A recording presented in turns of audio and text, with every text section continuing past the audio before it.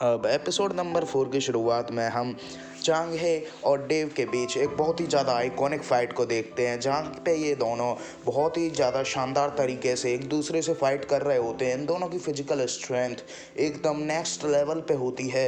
ये दोनों आपस में एक दूसरे को बहुत ही ज़्यादा खतरनाक वाली टक्कर दे रहे होते हैं। ये एक दूसरे के अटैक को डिफेंड करके एक दूसरे पर काउंटर अटैक कर रहे होते हैं। साथ में ये पवेलियन के अंदर भी चले जाते हैं और ये कमरे के अंदर फाइट करने लग जाते हैं। और यहाँ पर जो अंकल होते हैं वो एक एंटिटी को कमरे के अंदर जाते हुए नोटिस कर लेते हैं, तो वो चांग हे को टेलीपैथी के जरिए बता देते हैं, तुम्हारा कोई दोस्त तुमसे शायद मिलने आया है, तो तुम्हें उसके ऊपर फोकस करना चाहिए। इसके बाद चांगे अंकल की बात पर ध्यान नहीं देता और अपनी फाइट डेव के साथ कंटिन्यू रखता है।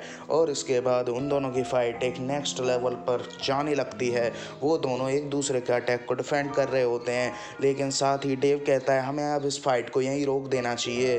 पर तभी चांगे अपने डैगर से डेव पर जो है अटैक कर देता है, लेकिन वो डैगर सीधा सामने वाली मूर्ति में जाकर लगता है, जिससे वो एंटिटी उस मूर्ति से बाहर आ जाता है। और हम देखते हैं वो कोई और नहीं, वो मू फैमिली का बंदा होता है, जो कि उस मूर्ति से बाहर आ चुका होता है।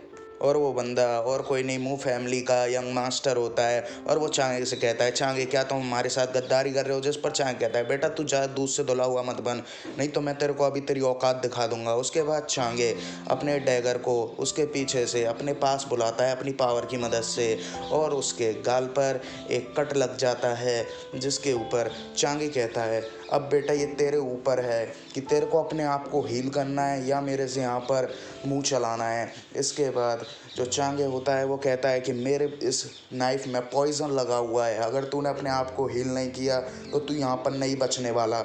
तो अब ये सुनकर मू फैमिली का बंदा जल्दी से वहाँ से निकल लेता है और कहता है, चांगे तुम्हें इसके लिए बाद में पे करना होगा। उस पर चांगे कहता है, पर इसकी प्राइस बहुत ज़्यादा हाई होगी, तू इसको अफोर्ड नहीं कर सकता, जल्दी से भाग ले यहाँ से। फिर उसके बाद वो डेव से कहता है, अब तुम फाइट के लिए तैयार हो जाओ। और वहाँ पर माहौल एकदम शांत हो जाता है। अब ऐसा लगता है कि ये दोनों आपस में एक दूसरे को बिल्कुल नहीं छोड़ेंगे, लेकिन इसका एकदम अपोजिट होता है। चांगे कहता है, अरे यार मैं तो इस फाइट से बिल्कुल बोर हो चुका हूँ, अब मेरे को इस फाइट में बिल्कुल भी इंटरेस्ट नहीं है।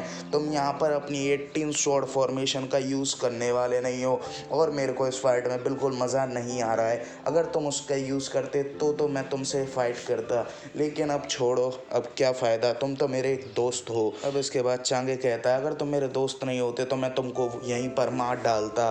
और फिर वो कहता है, मैंने टॉप लीडर को मारने का मिशन लिया है, अगर मैं इसमें फेल हो गया तो मैं अपने सिर को वहीं पे कलम कर दूंगा, और अगर मैं इसमें पास हो गया तो मैं एक लौती जो उनकी स्वॉर्ड है ड्रैगन ड्रीमन स्वॉर्ड, उसको मैं ले लूँगा, जिससे मेरे को इस दुनिया में रोकने वाला कोई भी नहीं होगा, मैं बहुत ही ज़्यादा पावरफुल हो जाऊँगा। इसके बाद हमें सीन दिखाया जाता है उस बग्गी का, जिसमें मास्टर बाई और टॉप लीडर जा रहे होते हैं, जहाँ पर मास्टर बाई टॉप लीडर का इलाज कर रही होती हैं। तो अब यहाँ पर टॉप लीडर मिस बाई से पूछ रहे होते हैं कि भाई क्या आप मेरा इलाज करने में सक्षम हैं? क्या आप मेरे को पूरी तरह सही कर सकती हो?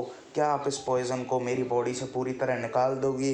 जिस पर डॉक्टर बाई कहती है कि अभी तो मैं आपके शरीर से इस पॉइज़न को पूरी तरह नहीं निकाल सकती, लेकिन आधे साल के अंदर मैं इतनी कैपेबल हो जाऊंगी कि मैं आपके शरीर से इस पूरे पॉइज़न को निकाल सकूं।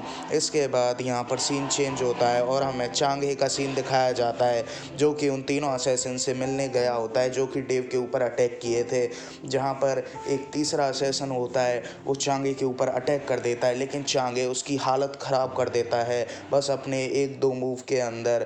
और वो उन असैसिन से इतनी स्मूथली लड़ रहा होता है जैसे कि वो उसके लिए कुछ हो ही ना, उसके लिए ये सब बच्चों का खेल हो। और वो उन असैसिन से कह रहा होता है, बेटा अपनी औकात में रहो, तुम अभी मेरी पावर जानते रही, साले एक थप्पड़ के अंदर तुम दोनों को लिटा सकता हूँ मैं। और उसके बाद वो दोनों के ऊपर बहुत ही ज़्यादा खतरनाक तरीके से अटैक कर देता है, जहाँ पर ये असैसिन्स कह रहे रहे होते हैं भाई ये क्या चीज़ है, इसके ऊपर तो हम एक अटैक भी नहीं छिमा पा रहे।